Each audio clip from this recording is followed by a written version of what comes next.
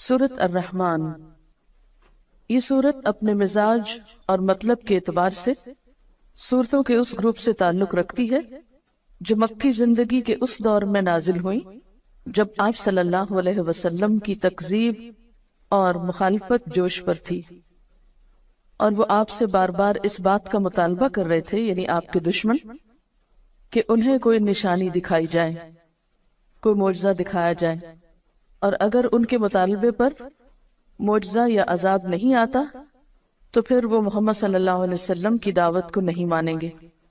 اور اگر دنیا میں عذاب نہیں آتا تو اس کا مطلب یہ ہے کہ آخرت میں بھی نہیں آنے والا۔ اس کانٹیکسٹ میں یہ سورت نازل ہوئی۔ اس سورت میں ایک آیت فَبِأَيِّ آلَاءِ رَبِّكُمَا تُكَذِّبَانِ کی بار بار تکرار ہوئی، تو یوں لگتا ہے کہ جیسے مخالفین اپنی ضد میں مبتلا تھے، تو اللہ سبحانہ وتعالیٰ کی طرف سے بھی جو کلام آیا اس میں ان کے جواب میں مختلف آیات کو بار بار دہرا کر ان کی ضد کو ختم کیا گیا۔ کسی بھی بات کو بار بار کرنے کا مطلب کیا ہے کہ مخاطب کو وہ حقیقت اچھی طرح سمجھا دی جائے، اس چیز کی طرف توجہ دلائی جائے جس کی طرف وہ توجہ نہ دینا چاہتا ہو۔ قرآن پاک کا یہی انداز دراصل ایک مؤثر انداز ہے کہ وہ مخاطب کے مزاج کو سامنے رکھ کر بات کرتا ہے۔ مخاطب اگر ضد میں مبتلا ہے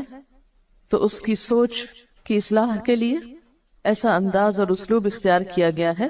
کہ وہ سوچنے پر مجبور ہو جائے۔ پچھلی صورت میں بار بار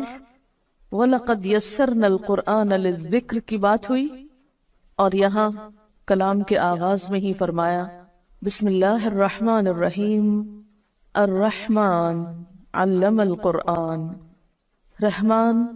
اس نے قرآن کی تعلیم دی۔ اس صورت میں اللہ سبحانہ وتعالیٰ کی بہت سی نعمتوں کا ذکر کیا گیا ہے، اور پھر ان نعمتوں کا احساس بھی دلایا گیا سوالیہ انداز میں فَبِأَيِّ آلَاءِ رَبِّكُمَا تُكَذِّبَانِ کہہ کر کہ تم اپنے رب کی کن کن نعمتوں کو جھٹلاؤ گے۔ حقیقت یہ ہے کہ انسان کو جتنی بھی نعمتیں ملی ہیں ان سب میں بہترین نعمت،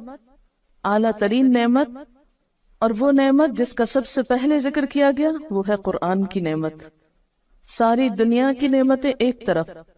اور قرآن کی نعمت ایک طرف۔ هو خیر مما یجمعون، وہ بہتر ہے ہر اس چیز سے جسے لوگ جمع کر رہے ہیں۔ اور یہ اللہ تعالیٰ کی رحمت کا نتیجہ ہے کہ مخالفین عذاب مانگ رہے ہیں اور اللہ تعالیٰ جواب میں اپنی رحمت کے طور پر ان کی اصلاح کے لیے قرآن بھیج رہا ہے۔ الرحمن، بے حد مہربان، بہت مہربان، علم القرآن، اس نے تعلیم دی ہے قرآن کی، اس نے سکھایا ہے قرآن۔ اہل مکہ کہتے تھے کہ یہ قرآن کسی انسان نے یا کسی جن نے آپ کو القاء کیا ہے، یا آپ نے خود لکھ لیا ہے، یا کوئی اجمی غلام آپ کو اس کی تعلیم دیتا ہے، یا کچھ اور لوگوں کا خیال ہے کہ اہل کتاب کے علماء سے آپ نے شاید کچھ سیکھ لیا۔ فرمایا نہیں، کسی سے بھی کچھ نہیں سیکھا۔ علم القرآن، یہ قرآن رحمان کی تعلیم ہے، رحمان نے سکھایا ہے۔ اللہ تعالیٰ نے اسے نبی صلی اللہ علیہ وسلم کو سکھایا اور بذریعہ جبریل امین سکھایا، جس کا ذکر پیچھے سورۃ النجم میں گزرا، علمہ شدید القوا۔ اور پھر آپ صلی اللہ علیہ وسلم نے صحابہ کرام کو سکھایا، اور اس سے یہ سلسلہ چل نکلا جو آج تک باقی ہے اللہ کے فضل سے۔ تو قرآن کی تعلیم دینا ایک بہت اعلیٰ درجے کا کام ہے جسے رحمان نے اپنی طرف منسوب کیا۔ الرحمن علم القرآن، اللہ تعالیٰ کی صفات میں سے بہترین صفت اس کی صفت رحمت ہے، اور اس میں بھی مبالغے کا صیغہ رحمان ہے، تو یہ اس کی رحمت ہے کہ اس نے اس کی تعلیم دی۔ اسی لیے بندوں میں سے بھی بہترین ان کو قرار دیا گیا جو قرآن سیکھیں یا سکھائیں۔ گویا جو شخص یہ چاہتا ہو کہ اس پر اللہ کی رحمت نچھاور کی جائے، اللہ تعالیٰ کی رحمتوں کو پائے، اس کے لیے پھر اس کے سوا کوئی راستہ نہیں کہ اس قرآن کو سیکھے اور سکھائے، یا اس کو لوگوں تک پہنچانے کے لیے کوشش کرے۔ اور یہ حقیقت ہے کہ جو شخص بھی اپنی زندگی، اپنے وقت، اپنے مال، اپنی صلاحیتوں کا کچھ حصہ بھی اس کی تعلیم کو عام کرنے میں استعمال کرے گا،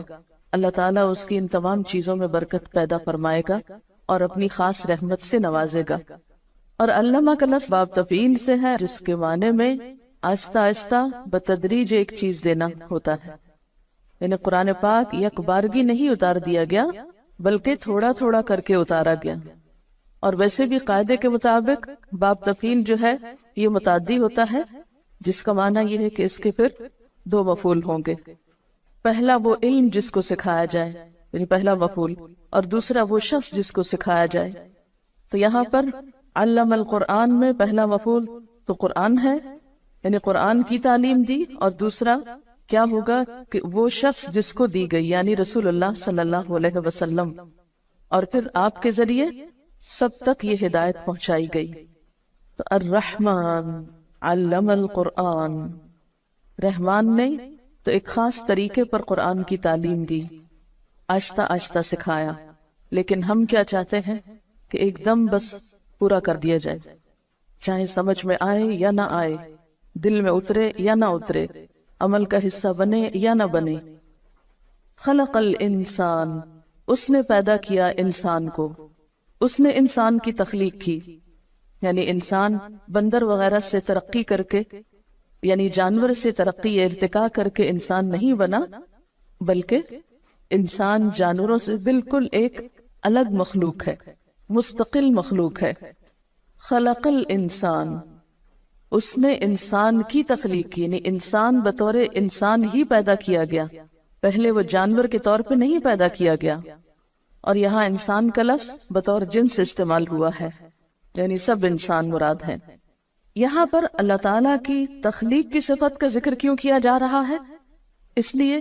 کہ اللہ تعالیٰ نے جو تعلیم دی ہے قرآن کی، یہ اس وجہ سے دی ہے کہ اس نے انسان کو بنایا، وہ انسان کی حقیقت کو پہچانتا تھا،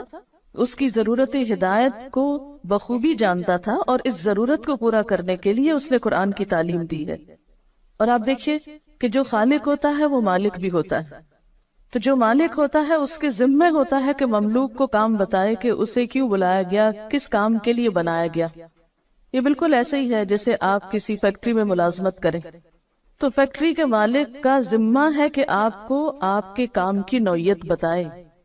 جب بھی کسی کو کسی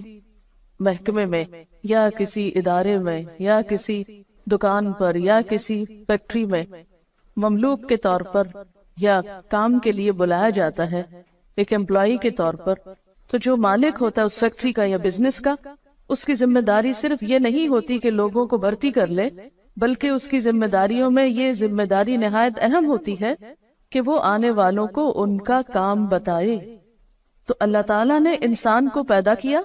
وہ انسان کا مالک ہے، انسان اس کے آگے مملوک ہے، لہٰذا یہ اس کی ذمہ داری تھی کہ وہ انسان جیسی مخلوق کو پیدا کر کے عقل دے کر